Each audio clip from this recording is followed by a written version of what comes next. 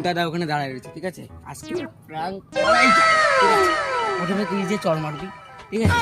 আমি যে বলবো কি ঘন্টাদা ও মারিনি আমি মেরেছি, হ্যাঁ তুই বলবি কি ঘন্টাদা ও না আমি মেরেছি, ঠিক আছে? তখন কনফিউজ হয়ে যাবে, ঠিক আছে? তখন ওখান থেকে আমরা মজা নিয়ে চলে আসবো। চল চল।